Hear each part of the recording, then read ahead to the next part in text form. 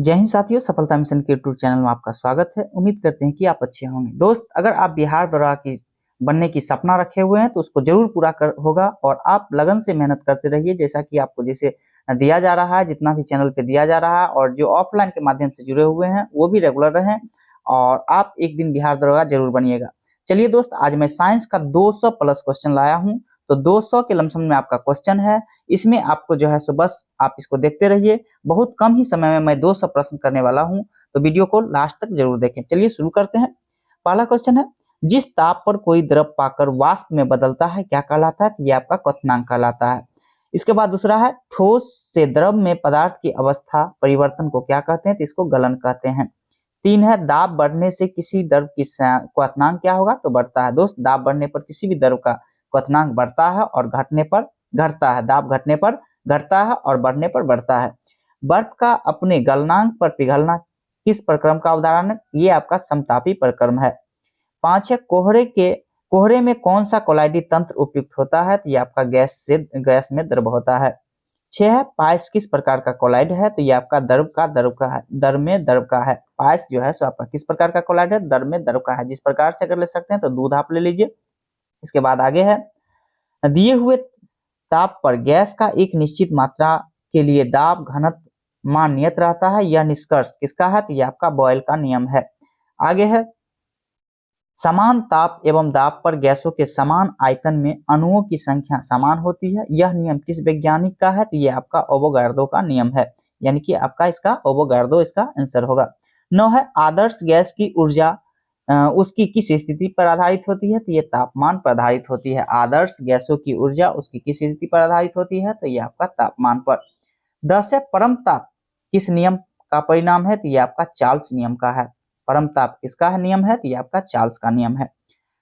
11 है, गैस समीकरण पीवी बराबर एनआरटी में आर क्या प्रदर्शित करता है? तो आर का ये प्रदर्शित करता है आपका एक मोल गैस को। किसको करता है? तो एक मोल गैस को करता है आर।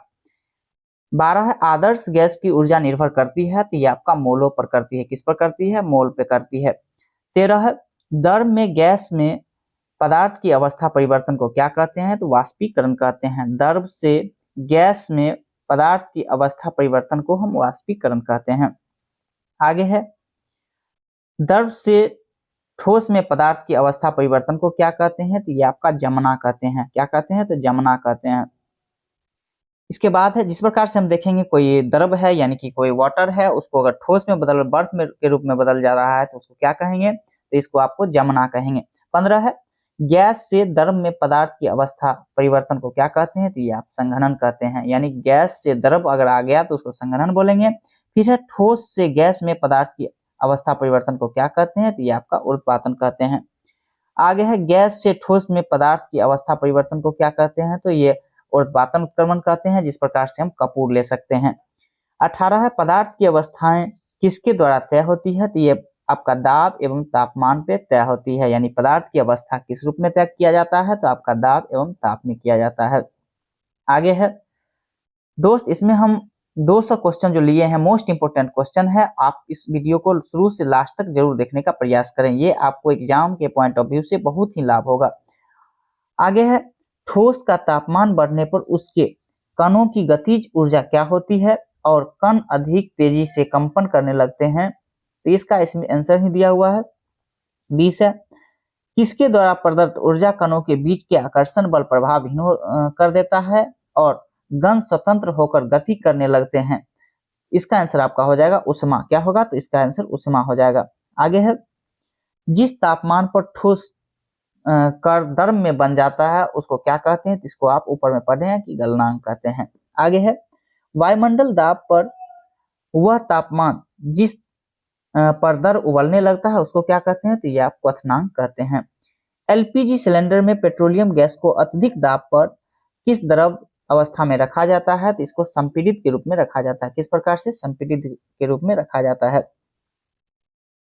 वायुमंडलीय दाब एक एटम पर हो तो कौन द्रव अवस्था में आए बिना ही सीधे गैस में परिवर्तन हो जाते हैं? तो ये आपका ठोस कार्बन डाइऑक्साइड हो जाएगा इसका आंसर। 25 है, शुष्क बर्फ किसे कहते हैं? तो ये आप ठोस कार्बन डाइऑक्साइड को शुष्क बर्फ के रूप में जाना जाता है। 26 है, समान परिस्थितियों में द्रव की कितनी अवस्थाएं होती है? तो द्रव की 3 अवस्था होती है। द्रव मतलब इस जगह पदार्थ का होता है, जो कि ठोस, द्रव और गैस के रूप में होता है। ये द्रव मत समझिएगा कि जैसे वाटर हो गया, इस प्रकार की नहीं है। ठोस, द्रव, द्रव का मतलब पदार्थ होता है और द्रव का मतलब लिक्विड होता है। 27 है, बोस आइंस्टाइन घनीभूत संघनन के संबंध में निम्नलिखित में से कौन से कथन सही है? तो ये आपका यह पदार्थ की 5वीं अवस्था है। अगर बोस आइंस्टाइन की बात करें तो ये आपका जो है सो पदार्थ की 5वीं अवस्था है, और वही हम प्लाज्मा की बात करें तो पदार्थ की 4थी अवस्था है। 28 से किस अवस्था में कण अत्यधिक ऊर्जा वाले और अत्यधिक उत्तेजित होते हैं? तो ये आपका प्लाज्मा हो जाएगा, जो कि प्लाज्मा पदार्थ का 4था अवस्था के रूप में जानते हैं। 29 है, नियोन बल्ब में नियोन गैस तथा फ्लोरोसेंट ट्यूब में हीलियम या पारे का वाष्प होता है, जो विद्युत ऊर्जा प्रभावित होने पर आयनीकृत हो जाते हैं। आवेशित होने पर ट्यूब या बल्ब के अंदर चमकीली क्यों तैयार होता है? तो ये प्लाज्मा के कारण होता है। ये पूछा हुआ दोस्तों क्वेश्चन है, इसलिए आप इसको वीवीआर के रूप में पढ़िए। आगे है, किसके कारण ही सूर्य और तारों की चमक होती है? तो प्लाज्मा के कारण ही होती है। किसके कारण होती है? तो प्लाज्मा के कारण ही होती है। सन 1920 में किस भारतीय वैज्ञानिक ने पदार्थ की 5वीं अवस्था के लिए कुछ गणनाएं की थी? तो ये आपका सत्येंद्रनाथ बोस के द्वारा किया गया था। कब? 1920 में किया गया था। दोस्तों, आप लोग अगर बिहार दरोगा की तैयारी कर रहे हैं तो आप मूल रूप से बिहार दरोगा की तैयारी में लग जाइए, क्योंकि वैकेंसी जल्द ही आने वाली है। और ये पीडीएफ अगर आपको अच्छा लग रहा है तो दोस्तों के पास जरूर शेयर करिए इस वीडियो को, और चैनल को आगे बढ़ाने का काम करिए। इसी तरह मैं वीडियो आपको अपलोड करते रहूंगा। दोस्त, आप पढ़ाई से मतलब रखिए, ये मत सोचिएगा कि ये क्वेश्चन यहाँ है वहाँ है, ऐसा है। आपको क्वेश्चन अच्छा लग रहा है तो कहीं भी आप पढ़ने का, ये जरूरी नहीं कि मेरे चैनल पे ही पढ़िए, आप किसी भी कहीं भी जगह आप तैयारी को बेहतर करिए। 32 है, किसी गैस के विसरण की दर उसके मोलर द्रव्यमान के वर्गमूल के व्युत्क्रमानुपाती होता है। क्या कहलाता है? ये आपका ग्राहम का गैसीय विसरण नियम है। किसका है? तो ग्राहम का गैसीय विसरण नियम है। 33 है, गैस नियतांक R सभी गैस के लिए समान होता है, अतः इसे क्या कहते हैं? तो इसको सार्वत्रिक गैस स्थिरांक कहते हैं। 34 है, चार्ल्स के नियम का पालन है, तो ये आपका स्थिर दाब में है। किसमें है? तो स्थिर दाब में इसका आंसर हो जाएगा। ताप एवं दबाव के समान अवस्थाओं के विभिन्न गैसों के समान आयतन में किसकी संख्या समान होती है? तो ये अणुओं की संख्या समान होती है। 36 है, निम्नलिखित में से कौन सा नियम गैसों से संबंधित नहीं है? तो ये आपका ऑप्शन से था, ये फैराडे का नियम हो जाएगा। किसी गैस को दबाने पर दाब एवं तापमान क्या होते हैं? दोनों बढ़ते हैं। किसी गैस को अगर हम दबाएंगे तो उसका तापमान एवं दाब दोनों बढ़ेगा। 38 है, मानव रक्त में संगठन के किस पदार्थ की सर्वाधिक मात्रा होती है? तो ये आपका प्लाज्मा की होती है। मानव रक्त के संगठित में किस पदार्थ की सर्वाधिक मात्रा होती है? तो ये आपका प्लाज्मा हो जाएगा, और प्लाज्मा पदार्थ की 4थी अवस्था है। 29 है, प्रदीप की नली में सर्वाधिक समान प्रयोग होने, प्रतिदीप्त होगा सर इस जगह, होने वाली वस्तु कौन सी है? तो ये आपका पारा एवं वाष्प हो जाएगा। क्या हो जाएगा? नियोन हो जाएगा। पारा, वाष्प तथा नियोन हो जाएगा इसका राइट आंसर। 40 है, रोटी तथा गर्म गैस के गुब्बारे को फूलना किस गैस के नियम का व्यवहार रूप से दर्शाता है? तो ये आपका चार्ल्स के नियम को दर्शाता है। किसको दर्शाता है? तो चार्ल्स के नियम को दर्शाता है। 41 है, जल का वाष्पीकरण होता है समस्त तापमान पर। किस पर होता है? तो तापमान पे होता है। 42 है, मिट्टी के बर्तन में रखा जल गर्मियों में भी किसके कारण ठंडा रहता है? तो ये आपका वाष्पन के कारण ठंडा रहता है। 43 है, गर्मी सीधे निम्न में से किस में से संदर्भित नहीं होता? ये भी आपका ऑप्शन से था, थर्मल ऊर्जा का मापन इसका आंसर होगा। 44 है, निम्न में से कौन सी एक सतहीय घटना है? तो ये आपका वाष्पीकरण क्या है? सतहीय घटना है। जिस प्रकार से हम देखते हैं कि अगर आप किसी भी घड़ा में पानी रख देते हैं तो वो जो है क्या होता है? वाष्पीकरण के द्वारा ऊपर उठना शुरू हो जाता है। किस प्रकार की है? सतहीय घटना है। 45 है, ब्रह्मांड की एंट्रोपी की प्रवृत्ति होती है, तो ये अधिकतम होती है। क्या होती है? अधिकतम होती है। 46 है, दाब व आयतन का गुणनफल तथा आंतरिक ऊर्जा युग के योगफल को क्या कहते हैं? तो ये आपको कहते हैं एंथ्रेलेपी। क्या कहते हैं? एंथ्रेलेपी कहते हैं। दाब व आयतन के गुणनफल तथा आंतरिक ऊर्जा के योगफल को क्या कहते हैं? एंथ्रेल्पी कहते हैं। 47 है, उष्मागतिकी के नियम के अनुसार ऊर्जा संरक्षण के नियम को जानते हैं किसमें? तो प्रथम नियम से हम जानते हैं। उष्मागतिकी के नियम के द्वारा ऊर्जा संरक्षण को हम किस रूप में जानते हैं? तो ऊर्जा, ये आपका प्रथम नियम के अनुसार हम जानते हैं। शीत प्रकोष्ठ में भंडारित फल अधिक समय तक चलते हैं क्योंकि ये जो है सो आपका श्वसन की दर क्या करता है तो घटा देता है, श्वसन की दर घटा देता है। आगे है ठोस कार्बन डाइऑक्साइड को किस दाब पर संग्रहित किया जाता है, तो ये आपका ठोस कार्बन डाइऑक्साइड को उच्च दाब पर संग्रहित किया जाता है। दाब बढ़ने पर जल का क्वथनांक पर क्या प्रभाव पड़ता है, तो जल का क्वथनांक भी बढ़ जाएगा। दाब बढ़ने पर बर्फ के गलनांक पर क्या प्रभाव पड़ता है, तो दाब जैसे बढ़ाएंगे तो बर्फ का गलनांक घट जाएगा। आगे है जिस पदार्थ का आयतन गर्म करने पर बढ़ता है, दाब बढ़ने पर गलनांक क्या होता है, तो उसका बढ़ता है। जिस पदार्थ का आयतन गर्म करने पर अगर बढ़ रहा है तो उसका दाब बढ़ने पर गलनांक क्या होगा, तो वो ये बढ़ेगा। 53 है ठोस और द्रव पदार्थ के लिए पानी को तथा गैस के लिए निम्न में से किसे मानक पदार्थ माना गया है, तो ये आपका राइट आंसर हो जाएगा हाइड्रोजन, इसका आंसर हाइड्रोजन होगा। आगे है 54 अशुद्धियों के कारण द्रव का क्वथनांक क्या होता है, तो अशुद्धि अगर मिला देते हैं तो उसका द्रव का क्वथनांक बढ़ जाता है। 55 है द्रव और गैस में ताप अंतरण का मुख्य कारण क्या है, तो ये आपका संवहन, इसका राइट आंसर होगा। 56 है निम्न में से किसका प्रत्येक परमाणु का चौथा संयोजी इलेक्ट्रॉन फलक पर तो कीमत उपस्थित होता है, तो ये आपका ग्रेफाइट हो जाएगा, जो कि ग्रेफाइट एक जो है कार्बन का अपरूप है। 57 है वह तापमान क्या कहलाता है जब एक ठोस वस्तु वायुमंडलीय दबाव पर पिघल कर द्रव बन जाता है, तो ये आपका ऊपर में पढ़े होंगे, इसको क्या कहते हैं, तो गलनांक कहते हैं। 58 है हिमीकरण यानी फ्रीजिंग, तापमान पर पानी के पाइप फट जाते हैं, ऐसा किसके कारण होता है, तो ये आपका जो है एक्सपेंशन के कारण होता है। यानी कि जब भी हम जो है सो किसी पानी को जो है सो अगर हम रखते हैं पाइप में, तो वो जो जम जाता है तो उसका क्या होता है, तो घनत्व बढ़ जाता है और वो फट जाती है। 59 है उस तापमान को क्या कहते हैं जिसे पर वायुमंडलीय दाब पर द्रव उबलना शुरू कर देता है, तो इसको हम कहते हैं क्वथनांक कहते हैं। क्या कहते हैं, क्वथनांक कहते हैं। 60 है सिलीनियम की खोज किसके द्वारा किया गया था, तो जैकब बर्जीलियस के द्वारा किया गया था। सिलीनियम की खोज की बात करें तो जैकब बर्जीलियस के द्वारा खोज किया गया था। 61 है हाइड्रोजन का परमाणु क्रमांक कितना होता है, तो आप सभी लोग जानते होंगे हाइड्रोजन का 1 होता है। 62 है भारी हाइड्रोजन का रासायनिक सूत्र क्या होता है, तो आपका D2 होता है। भारी हाइड्रोजन का रासायनिक सूत्र D2 होता है, याद कर लीजिएगा। ब्लीचिंग पाउडर में कौन सा रासायनिक यौगिक होता है, तो कैल्शियम ऑक्सीक्लोराइड होता है। क्या होता है, ब्लीचिंग पाउडर में कौन सा रासायनिक होता है, कैल्शियम ऑक्सीक्लोराइड होता है।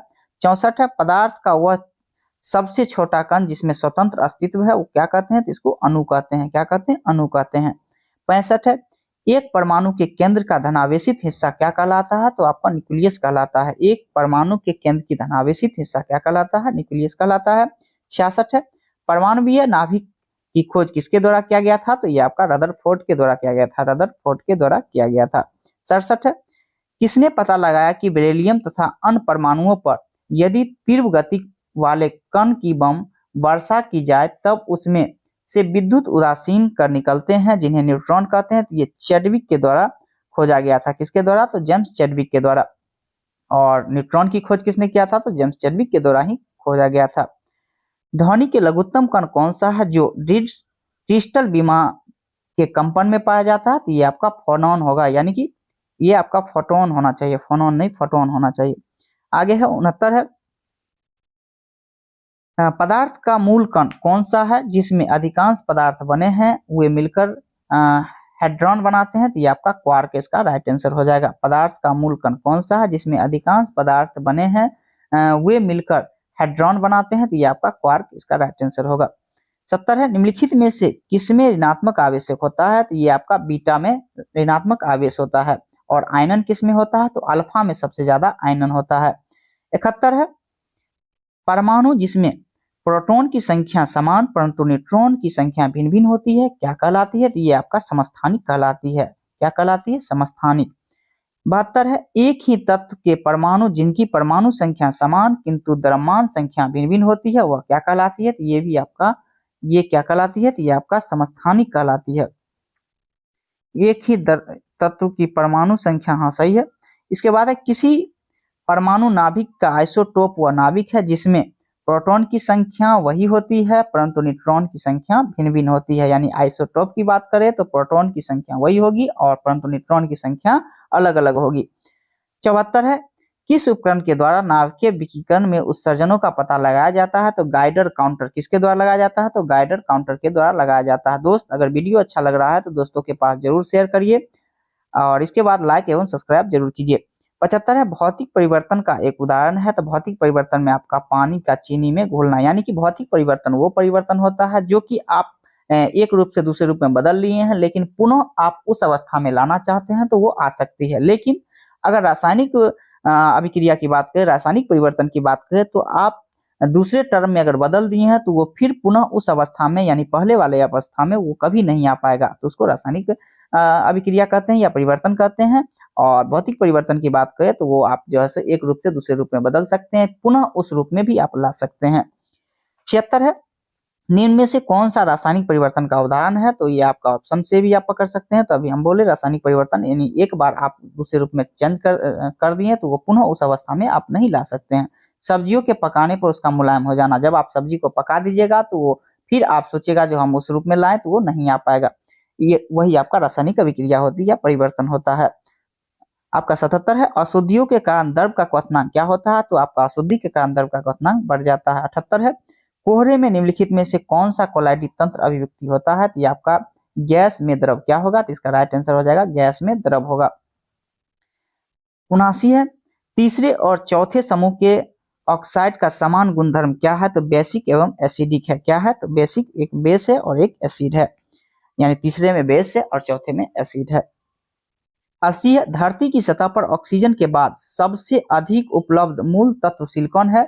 इसकी खोज 1824 में किसके द्वारा किया गया था? तो जे बर्जेलियस के द्वारा किया गया था। यानी सिलिकॉन की खोज की बात करें तो 1824 में किया गया था। किनके द्वारा किया गया था? तो जे बर्जेलियस के द्वारा किया गया था। 81 है, सबसे अधिक क्रियाशील धातु कौन सी है? तो सबसे क्रियाशील, अधिक क्रियाशील की बात करें तो ये पोटासियम है। कौन सा है? पोटेशियम है। 82 है, चूना पत्थर का रासायनिक नाम क्या है? तो आपका कैल्शियम कार्बोनेट आपका चूना पत्थर का रासायनिक नाम है। 83 है, प्लास्टर ऑफ पेरिस रासायनिक रूप से क्या है? तो प्लास्टर ऑफ पेरिस रासायनिक रूप से कैल्शियम सल्फेट है। दोस्त, ये आपका 200 जो इंपोर्टेंट क्वेश्चन है, ये आप जरूर उसको पूरा देखिए, क्योंकि ये क्वेश्चन बहुत ही ज्यादा इंपोर्टेंटेड है, बहुत ही ज्यादा इंपोर्टेंट है। किसी भी आप एग्जाम की तैयारी कर रहे हैं जिसमें साइंस है तो ये समझिए आपका बहुत ही ज्यादा इंपोर्टेंट है। आगे है, कुछ तत्व धातु और अधातु के बीच के कणों को दर्शाते हैं, उन्हें क्या कहते हैं? तो ये आप उपधातु कहते हैं। क्या कहते हैं? उपधातु। जिस प्रकार सिलिकॉन ले लेते हैं। इसके बाद है, निम्नलिखित में से कौन सा एक उपधातु का उदाहरण है? तो एस, यानी कि क्या है? तो एस आपका जो है सो क्या है? ये आपका उपधातु है। कौन सा है? तो उपधातु है आपका।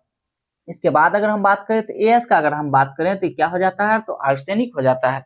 इसके बाद है, केमिस्ट्री शब्द की उत्पत्ति किस देश की केमिया सबसे हुई है? तो ये आपका केमिस्ट्री जो है सो आपका मिस्र की सहायता से आपका हुआ है। यानी कि मिस्र, केमिया का मतलब होता है क्या? तो काली मिट्टी होता है। क्या होता है? तो काली मिट्टी होता है। आगे है, रसायन विज्ञान का जनक किन्हें माना जाता है? तो रसायन विज्ञान का जनक लेवाइजियर को भी माना जाता है। कहीं पर लेवाइजियर भी लिखा रहता है तो आप याद करिएगा। आगे है, निम्नलिखित में से किसमें तत्व, उसकी प्रकृति और उनसे बनने वाले यौगिकों का अध्ययन किया जाता है? तो ये आपका हो जाएगा वो कार्बनिक रासायनिक विज्ञान हो जाएगा आपका। आगे है, निम्नलिखित में से किस रसायन विज्ञान में कार्बन व उसके यौगिक का अध्ययन किया जाता है? तो ये वही क्वेश्चन है आपका, ये कार्बनिक रासायनिक है। ये देखिएगा दोनों क्वेश्चन अलग अलग है, इसमें रासायन विज्ञान है, उसमें प्रकृति के बारे में दिया गया है। तो आपका 89 है, निम्नलिखित में से किस रसायन विज्ञान में कार्बन व उसके यौगिक का अध्ययन किया जाता है? तो कार्बन और यौगिक का अध्ययन करने वाला कार्बनिक रासायनिक विज्ञान हो जाएगा। और आपका तत्व, उसकी प्रकृति से बनने वाले यौगिक का अध्ययन अकार्बनिक होगा, अकार्बनिक रासायनिक विज्ञान हो जाएगा। आगे है, निम्नलिखित में से वह शुद्ध पदार्थ जिसे पदार्थ के किस अनुरूप में विभाजित नहीं किया जा सकता है, वह क्या कहलाता है? तो यह आपका तत्व कहलाता है। क्या कहलाता है? तत्व कहलाता है। दो या दो से अधिक तत्वों के मात्रा के विचार के एक निश्चित अनुपात के सहयोग करने से बना पदार्थ क्या कहलाता है? तो ये आपका यौगिक कहलाता है। क्या कहलाता है? तो यौगिक कहलाता है। अगर हम वाटर की बात करें तो वाटर क्या है? एक प्रकार का यौगिक है। 92 है, दो या दो से अधिक शुद्ध पदार्थ को किसी भी अनुपात में मिला देते हैं तो उसको आप क्या कहेंगे? तो मिश्रण कहेंगे। क्या कहेंगे? मिश्रण कहेंगे। जिस प्रकार किसी ले लेते हैं कोई, जो मान के चलिए आप रांगा ले लीजिए, किसी भी दो या दो से अधिक, जैसे तांबा और जस्ता निकेल बनता है, तो उसी प्रकार जो है सो आपका ये क्या कहलाएगा, तो मिश्रण कहलाएगा। 93 है, 93 है। निम्नलिखित में से किस प्रक्रिया में ठोस पदार्थ गर्म करने पर सीधे गैसीय अवस्था में रूपांतरित हो जाते हैं, तो इसको उत्पादन कहते हैं, जिस प्रकार से हम कपूर को लिए थे। कपूर क्या होता है, ठोस से सीधे गैस अवस्था में परिवर्तन हो जाता है।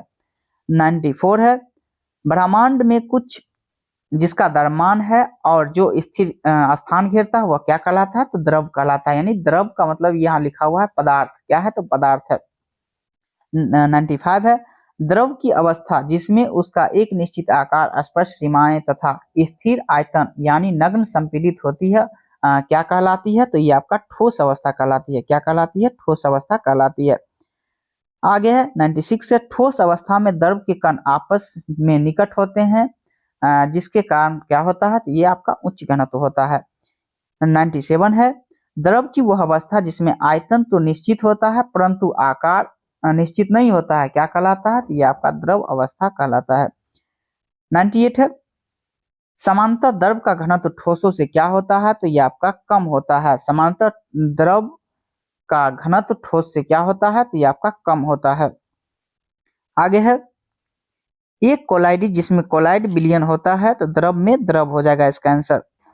100 में है, द्रव की वह अवस्था जिसमें उसका न तो निश्चित आकार होता है और न ही निश्चित आयतन होता है, क्या कहलाता है, तो गैसीय अवस्था कहलाता है। क्या कहलाता है, गैसीय अवस्था कहलाता है। 101 है, निम्नलिखित में से कौन विषमांगी मिश्रण का उदाहरण नहीं है, तो ये आपका ऑप्शन वाई था, आपका हवा।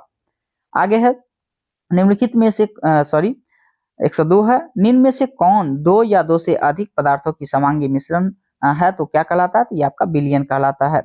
103 है, सोडा जल नींबू शरबत ये सब क्या है, तो एक प्रकार का विलयन का उदाहरण है। क्या है, तो विलयन का उदाहरण है। 104 है, किसके कणों में समांकीनता होता है, तो ये आपका विलयन हो जाएगा। इसका राइट आंसर क्या हो जाएगा, विलयन हो जाएगा। निम्न में से कौन किसी भी भौतिक अवस्था के हो सकते हैं, यानी कि आपका विलयन इसका आंसर हो जाएगा। आगे है धातुओं और समांग मिश्रण जिन्हें भौतिक क्रिया द्वारा अवयव ने पृथक किया जा सकता है, फिर भी इन्हें मिश्रण माना जाता है क्योंकि यह अपने घटकों के गुणों को दर्शाते हैं और पृथक संगठन रखते हैं, क्या कहलाता है, तो ये आपका मिश्र धातु कहलाता है। क्या कहलाता है, मिश्र धातु कहलाते हैं। 107 है, विलयन का वह घटक जो दूसरे घटक को विलयन में मिलाता है, तो क्या कहलाता है, इसका राइट आंसर हो जाएगा आपका विलायक। क्या कहता है, तो विलायक। 108 है, विलयन का वह घटक जो विलायक में घुला होता है वह क्या कहलाता है, तो ये आपका जिसमें घुला होता है उसको विलय कहते हैं और दूसरे घटक को विलयन में मिलाता है उसको विलायक कहते हैं। घुला हुआ है तो उसको विलय कहेंगे, याद कर लीजिएगा। 109 है, विलाय की मात्रा द्रव्यमान अथवा आयतन में घुले हुए विलय पदार्थ की मात्रा को अथवा विलय पदार्थ की मात्रा को जो विलयन के किस दी गई मात्रा अथवा आयतन में उपस्थित हो, क्या कहलाता है, तो आपका विलयन की सांद्रता कहलाता है। इस भाषा को आप एक बार अच्छा से पढ़ के याद कर लीजिएगा। 110 है, दो विलयनों की तुलना के समय जिस विलयन में विलय ज्यादा हो उसे क्या कहते हैं, तो ये सांद्र विलयन कहते हैं। क्या कहते हैं, सांद्र विलयन कहते हैं। 111 है, ऐसा लीन जिसमें दिए गए तापमान पर विलय की अधिकतम मात्रा घुली होती है उसे संतृप्त विलयन कहते हैं। क्या कहते हैं, संतृप्त विलयन कहते हैं। इसको एक बार पढ़िएगा, ऐसे लीन जिसमें दिए गए तापमान पर विलय की अधिकतम मात्रा घुली होती है, विलय की अधिकतम मात्रा अगर घुली होती है उसे संतृप्त विलयन कहते हैं। फिर 112 है, किस विलयन में उसी दिए गए ताप पर और अधिक विलय मिलाने पर विलय नहीं घुलता है, तो इसको भी हम संतृप्त विलयन कहते हैं। 113 है, किस विलयन में उपस्थित विलय पदार्थ की मात्रा इस तापमान पर विलय की विलायक में घुलनशीलता कहलाता है, तो ये आपका संतृप्त विलयन इसका राइट आंसर हो जाएगा। 114 है, यदि विलयन में विलय पदार्थ की मात्रा संतृप्तता के स्तर से कम हो तो विलयन को क्या कहते हैं, तो ये आपका असंतृप्त विलयन कहते हैं। 115 है, ऐसे विषमांगी मिश्रण जिसमें ठोस कण पदार्थ के परिक्षेपित हो जाते हैं क्या कहलाते हैं, तो ये आपका निलंबन कहलाते हैं। क्या कहलाते हैं, निलंबन कहलाते हैं। 116 है, पानी में मिट्टी का मिश्रण किसका उदाहरण है, तो ये आपका निलंबन का उदाहरण है। पानी में मिट्टी का मिश्रण किसका है, तो निलंबन का उदाहरण है। 117 है, निम्नलिखित में से कौन एरोसोल का उदाहरण नहीं है, तो ये आपका ऑप्शन बाय था, ये कीचड़ इसका राइट आंसर होगा। कीचड़ एरोसोल का उदाहरण नहीं है। 118 है, जब मैनलीफ ने अपना काम शुरू किया था तब उस समय कितना तत्व था, तो उस समय एलिमेंट की बात करें तो ये आपका 63 एलिमेंट था।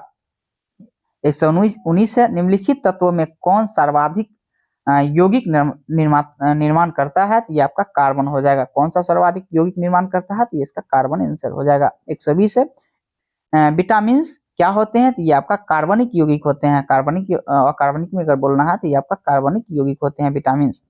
121 है, निम्नलिखित में से कौन एरोसोल का उदाहरण नहीं है, तो जल में तेल ये आपका एरोसोल का उदाहरण नहीं है। इसके बाद है दूध और फेस क्रीम किसका उदाहरण है, तो ये आपका इमल्सन यानी पायस का उदाहरण है। दूध और फेस क्रीम की बात करें तो किसका है, इमल्सन, वही पायस होता है।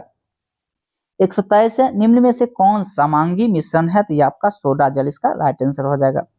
124 है, जब प्रकाश किरण किसी कोलाइड या निलंबन से होकर गुजरती है तो परिक्षिप्त, सॉरी एक मिनट, कहाँ थे, ये है, जब एक प्रकाश किरण किसी कोलाइड या निलंबन से गुजरता है तो परिक्षिप्त प्रावस्था के कणों द्वारा प्रकाश का प्रकीर्णन होता है, इसे क्या कहते हैं, तो इसको टिंडल प्रभाव कहते हैं। क्या कहते हैं, तो टिंडल प्रभाव कहते हैं। 125 है, निम्नलिखित में से वह शुद्ध पदार्थ जिसे पदार्थ की किसी अन्य रूप से विभाजित नहीं किया जा सकता है उसे क्या कहते हैं, तो इसको हम तत्व कहते हैं। तत्व को अन्य रूप से विभाजित नहीं किया जा सकता है। 126 है, दो या दो से अधिक शुद्ध पदार्थ को किसी भी अनुपात में मिलाकर बना देते हैं तो उसे क्या कहते हैं, तो मिश्रण कहते हैं। दोस्त, वीडियो बनाने में बहुत सा मेहनत लगता है तो आपसे एक रिक्वेस्ट है कि जरूर दोस्तों के पास शेयर करिए और लाइक एवं सब्सक्राइब जरूर कीजिए। 127 है, रक्त के नशीले पदार्थ को पृथक करना किसका उदाहरण, तो ये आपका वर्ण लेखन का उदाहरण है। रक्त के नशीले पदार्थ को पृथक करना किसका उदाहरण है, तो वर्ण लेखन का उदाहरण है। 128 है, किसी पदार्थ का वह सूक्ष्मतम कण जो स्वतंत्र अवस्था में रह सकता है क्या कहलाता है, तो ये आपका अणु कहलाता है। क्या कहलाता है, तो ये आपका अणु कहलाता है। 129 है, निम्नलिखित में से कौन दो या दो से अधिक परमाणुओं के रासायनिक संयोग से बनता है, तो ये आपका अणु हो जाएगा इसका राइट आंसर। 130 है, अमोनिया साइनेट किसका उदाहरण है, तो ये आपका समावयवी पदार्थ का उदाहरण है। अमोनिया साइनेट किसका उदाहरण है, तो समावयवी पदार्थ का उदाहरण है। 131 है, जब कोई पदार्थ नम वायु में रखने पर वायु में नमी लेकर संतृप्त विलयन बना लेता है उसे क्या कहते हैं, तो उसे हम कहते हैं आपका क्या कहते हैं, तो ये आपका प्रस्वेद पदार्थ कहते हैं। क्या कहते हैं, प्रस्वेद पदार्थ कहते हैं। 132 है, निम्न में से कौन ना तो तत्व है और ना ही यौगिक, तो ये आपका वायु इसका राइट आंसर हो जाएगा। ना तो तत्व है ना ही यौगिक है, यह किस प्रकार का, तो ये तो मिश्रण है। आगे है 133 है, निम्नलिखित में से कौन सा एक उपधातु है, सॉरी दोस्त,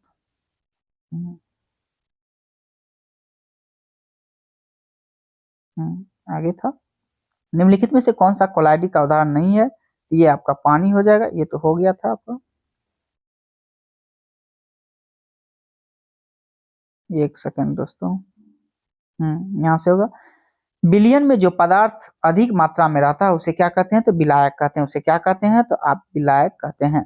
आगे है 135 है, किसी निश्चित ताप पर बना वह विलयन जिसमें विलय की अधिकतम मात्रा घुली होती है उसे क्या कहते हैं, तो उसे संतृप्त विलयन कहते हैं। क्या कहते हैं, संतृप्त विलयन कहते हैं। 136 है, किसी विशिष्ट ताप पर दाब पर विलायक में किसी विलय की घुलने वाली अधिकतम मात्रा जो विलयन के संतृप्त कर दे उसे क्या कहते हैं, उस ताप और दाब पर उस विलय का उस विलायक में क्या कहलाती है, तो ये विलायता कहलाती है। विलायता कहलाती है। 137 है, निम्नलिखित में से कौन कोलाइडी का उदाहरण नहीं है, तो ये आपका पानी हो जाएगा, वाटर हो जाएगा। 138 है, यह कारण पदार्थ के किरणों को पृथ्वीनाथ द्वारा फैलाते हैं और उसके मार्ग को दृश्य बनाते हैं जिसे क्या कहते हैं, तो ये आपका टिंडल प्रभाव कहते हैं। टिंडल प्रभाव कहते हैं। 139 है, दूध और फेस क्रीम किसका उदाहरण है, तो ये आपका इमल्सन यानी पायस का उदाहरण है।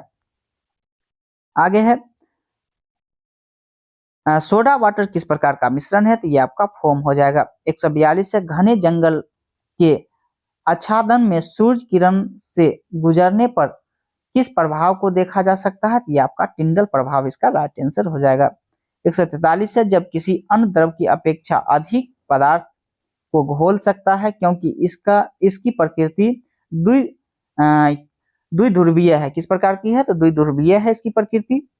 144 है कोहरे में निम्नलिखित में से कौन सा कोलैटिक तंत्र अभिव्यक्ति होता है, तो ये आपका गैस में द्रव होगा इसका राइट आंसर। 145 है सबसे ज्यादा श्यानता होती है, किसकी होती है, शहद की होती है। 146 है द्रव्यमान संरक्षण का नियम किसके द्वारा दिया गया था, द्रव्यमान संरक्षण का नियम लेवोजियर के द्वारा दिया गया था। 147 है एक ठोस के सीधे गैस में परिवर्तन उत्पादन, हम आगे पढ़ लिए हैं। आगे है 148 है वनस्पति तेल से वनस्पति घी बदलने में प्रयुक्त होने वाली गैस की बात करें तो ये हाइड्रोजन इसका राइट आंसर हो जाएगा। केमेटोग्राफी की तकनीक का प्रयोग होता है एक मिश्रण से पदार्थ को अलग करने के लिए। देखिएगा दोस्त, ये बहुत बार क्वेश्चन ऐसा पूछा गया है, तो याद कर लीजिएगा। केमेटोग्राफी की तकनीक का प्रयोग होता है एक मिश्रण से पदार्थ को अलग करने में इसका उपयोग होता है। 150 है पाइस एवं कोलाइड होता है द्रव में द्रव होता है, क्या होता है, द्रव में द्रव होता है। जिस प्रकार दूध हम ले सकते हैं, दूध क्या है, तो एक आसवन है। आगे है और वो उसमें अगर हम देखते हैं तो पाइस भी है। 152 है प्रतिदीप्ति नली में सर्वाधिक समानता प्रयोग होने वाली वस्तु है, तो पारावास तथा नियोन इसका राइट आंसर होगा। 153 है निम्नलिखित द्रव में कौन सा उष्मा का बहुत अच्छा चालक है, तो ये आपका जो है सो ये ऑप्शन वाइज था, ऑप्शन में आपका पारा था तो पारा हो जाएगा। वैसे उष्मा का सबसे ज्यादा अगर विद्युत की चालकता की बात करें तो उसमें चांदी आपका हो जाएगा। 154 है निम्नलिखित धातु में कौन समान ताप पर द्रव में रहता है, तो ये है धातु लेकिन ये द्रव अवस्था में समान ताप पर होता है जो कि पारा है। 155 है रासायनिक रूप से सूखी बर्फ क्या है, तो ये आपका ठोस कार्बन डाइऑक्साइड है। आगे है आयोडीन और पोटेशियम क्लोराइड के मिश्रण से आयोडीन को अलग किया जा सकता है किसके द्वारा, उत्पादन के द्वारा इसको अलग किया जा सकता है। 157 है शुद्धिकरण की प्रक्रिया में गदले पानी का उपचार फिटकरी में करते हैं या प्रक्रिया क्या कहलाती है, तो ये आपका स्कंदीकरण कहलाती है, क्या कहलाती है, स्कंदीकरण कहलाती है। 158 है मामूली कट जाने पर फिटकरी रक्त स्राव को रोक देता है, इसका कारण है क्या है, तो इसका राइट आंसर हो जाएगा स्कंदन। ये भी बहुत बार क्वेश्चन पूछा गया है, तो आप लोग याद करिएगा। आगे है अशुद्ध कपूर को ठोस किया जाता है किसके द्वारा, तो ये इसका राइट आंसर हो जाएगा आपका उत्पादन के द्वारा, किसके द्वारा, तो उत्पादन के द्वारा किया जाता है। 160 है ये आपका ऑप्शन वाइज था तो मिश्रण नहीं अशुद्ध जल हो जाता। 161 है एल्कोहल जल मिश्रण से जल को अलग किया जा सकता है किसके द्वारा किया जा सकता है, तो ये आसवन के द्वारा किया जा सकता है, किसके द्वारा, आसवन के द्वारा किया जा सकता है। 162 है पेट्रोल से लगी आग को बुझाने से जल प्रभावी नहीं होता है क्योंकि जल एवं पेट्रोल क्या है, अमिश्रणीय है, वो अमिश्रण है। 163 है निलंबन कण जिसके बीच ऐसा आकार होता है कैसा, तो ये आपका 10⁻⁻5 से 10⁻⁴ सेंटीमीटर के बीच होता है। 164 है निम्नलिखित में से कौन सा मूल तत्व है, तो ये आपका हीरा राइट आंसर होगा। 165 है माइका क्या है, तो माइका उष्मा का चालक एवं विद्युत का कुचालक है, याद कर लीजिएगा, ये भी क्वेश्चन बहुत बार पूछा गया है। माइका उष्मा का तो चालक है परंतु विद्युत का क्या है, तो इसमें विद्युत क्या होगा, तो प्रभावित नहीं होगा, यानी कि कुचालक है। 166 है रेत और नेफ्थलीन के मिश्रण को किसके द्वारा अलग किया जा सकता है, तो ये उत्पादन के द्वारा अलग किया जा सकता है। 167 में है दूध मथने के पश्चात क्रीम का दूध से पृथक हो जाने का क्या कारण है, तो ये अपकेंद्रीय बल क्या है, तो अपकेंद्रीय बल है। जो आपका जो है सो बाहर की ओर काम करे तो उसको अपकेंद्रीय बल कहते हैं और जो अंदर की ओर काम करे तो उसको अभिकेंद्रीय बल कहते हैं। तो दूध के मसने का मशीन जो क्रीम होता है वो बाहर की ओर काम करता है तो इसको क्या कहेंगे, तो अपकेंद्रीय बल कहते हैं। और जैसे हम ले लेते हैं कपड़ा धोने का मशीन की बात करें तो वो भी किस प्रकार की है, तो अपकेंद्रीय है, किस प्रकार का है, अपकेंद्रीय है। अगर हम किसी गोल चक्कर पर अगर हम साइकिल चला रहे हैं तो अंदर की ओर झुकते हैं, तो किस बल के कारण, तो अभिकेंद्रीय बल के कारण हम झुकते हैं। फिर आगे है वॉशिंग मशीन का कार्य किस सिद्धांत पर करता है, तो ये अपकेंद्रण, अभी हम जस्ट बोले। और एक और है प्रक्षालन मशीन का कार्य प्रणाली, ये भी आपका अपकेंद्रीय प्रक्रिया द्वारा ये जो है सो काम होता है। 170 है किशमिश के दाने जल में रखने पर फूल जाते हैं, तो ये किसके कारण, तो ये परासरण के कारण फूल जाते हैं, किसके कारण फूल जाते हैं, तो परासरण के कारण। और एक क्वेश्चन और दोस्त सुन लीजिएगा, अगर मिट्टी से जल को जो है सो ऊपर प्लांट जो है मिट्टी से जल को जो है सो ऊपर की ओर खींचता है तो वो भी आपका परासरण के ही कारण ऊपर की ओर खींचता है। 171 है एसीटोन और जल का मिश्रण किसका उदाहरण है, तो ये आपका आसवन का उदाहरण है। 172 है दो या दो से अधिक घुलनशील द्रवों जिसके क्वथनांक का अंतर 25 केजी से कम होता है के मिश्रण को पृथक करने हेतु किस विधि का प्रयोग किया जाता है, तो ये आपका प्रभाजी आसवन विधि द्वारा इसका राइट आंसर होगा। 173 है समुद्री जल में शोधन में सामान्यतः किस विधि का प्रयोग में लाई जाती है, तो इसका राइट आंसर हो जाएगा आसवन। क्या हो जाएगा? आसवन इसका राइट आंसर हो जाएगा। 174 है निम्नलिखित में से किसमें तत्व, उसकी प्रकृति और उनमें बनने वाले यौगिक का अध्ययन किया जाता है, तो इसका आपका राइट आंसर हो जाएगा अकार्बनिक रासायनिक यौगिक। क्या हो जाएगा? अकार्बनिक रासायनिक यौगिक इसका राइट आंसर होगा। 175 है निम्नलिखित में से वह शुद्ध पदार्थ जिसे पदार्थ के किसी अन्य रूप में विभाजित नहीं किया जा सकता है क्या कहलाता है, तो ये तत्व कहलाता है। ऊपर भी क्वेश्चन था। 176 है दो या दो से अधिक तत्वों के मात्रा के विचार से एक निश्चित अनुपात के सहयोग करने से बना पदार्थ क्या कहलाता है, तो ये आपका यौगिक कहलाता है। 77 है दो या दो से अधिक शुद्ध पदार्थ को किसी भी अनुपात में मिला देते हैं तो उसको क्या कहते हैं, तो उसको हम मिश्रण कहते हैं। क्या कहते हैं? मिश्रण कहते हैं। देखिए ऊपर में क्या है और नीचे में क्या है। ऊपर में है ये आपका दो या दो से अधिक तत्वों की मात्रा के विचार, और नीचे में दो या दो से अधिक शुद्ध पदार्थों को किसी भी अनुपात में मिलाते हो वो मिश्रण कहलाता है। तो इसमें गौर कीजिएगा क्वेश्चन को।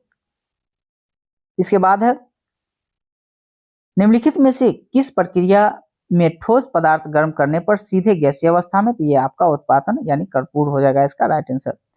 79 है CuSO4 को उसके घोल से अलग करना है, उसका अवधान क्या है, तो ये आपका रवाकरण के द्वारा हम अलग कर सकते हैं CuSO4 को।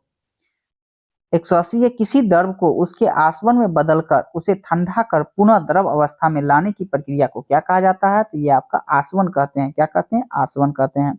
181 है भिन्न क्वथनांक वाले दो या दो से अधिक वास्तविक द्रव को पृथक करने के लिए किस विधि का प्रयोग किया जाता है, तो प्रभाजी आसवन का प्रयोग किया जाता है।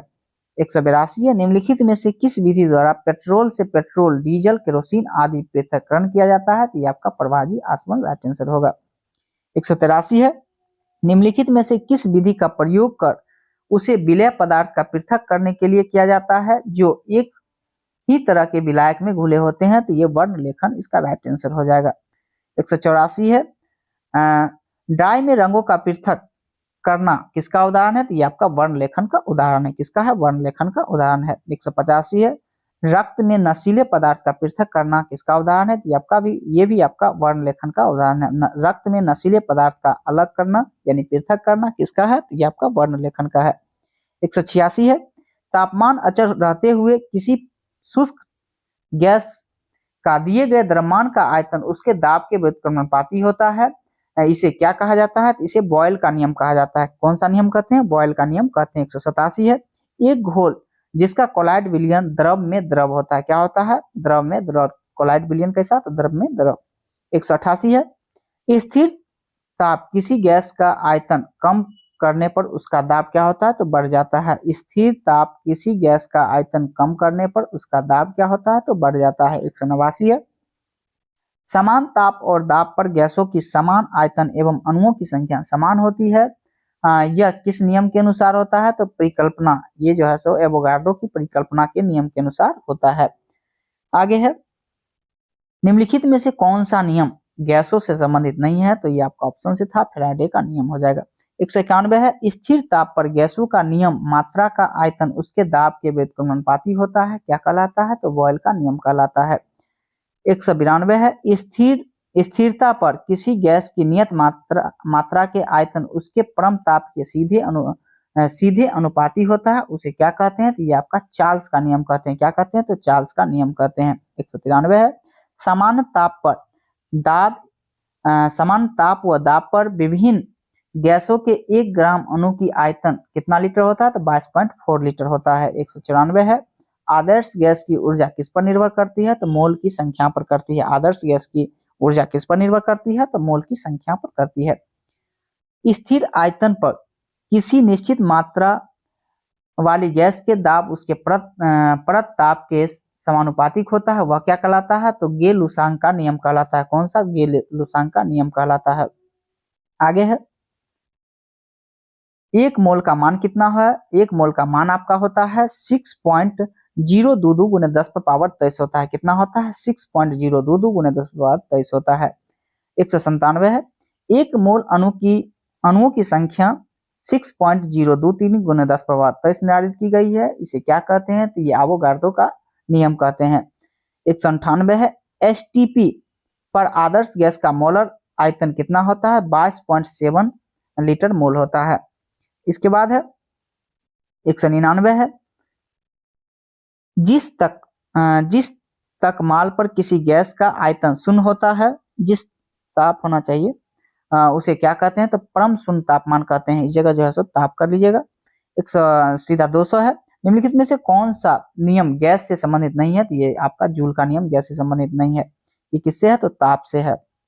इसके बाद है 201 है, इनमें से कौन सा एक उपधातु है? तो सिलिकॉन क्या है? उपधातु है। अभी तक ज्ञात तत्वों की संख्या टोटल कितना है? तो टोटल 118 आपका जो है सो टोटल तत्व कितना है? तो 118 तत्व है।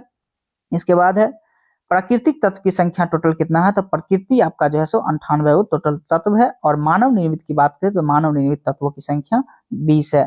दोस्तों ये सेशन आपको कैसा लगा कमेंट करके जरूर बताइए। अगर अच्छा लगा होगा तो इसी प्रकार मैं आपको 200 और 300 करके क्वेश्चन देने का प्रयास करूंगा ताकि आपकी तैयारी बेहतर हो जाए। दोस्त आप सिर्फ पढ़ाई करने से मतलब रखिए, आप ये मत सोचिएगा कि आपको थोड़ा सा हो जाती है। मान के चलिए कहीं भी बहुत जगह वीडियो देखते होइएगा तो आपको लगता होगा जो इससे ये चीज बेहतर है। आप जहां भी आप सीख रहे हैं, मेरे चैनल पे सीख रहे हैं तो यहाँ सीख लीजिए, वरना कहीं भी आप सीख रहे हैं तो आप सीख करके सबसे पहले आप जिसके पीछे आप लक्ष्य रखे हुए उसको हासिल कर लीजिए। अगर ये वीडियो आपको अच्छा लगा हो तो लाइक एवं सब्सक्राइब दोस्तों के पास शेयर जरूर कीजिए। तब तक के लिए जय हिंद जय भारत।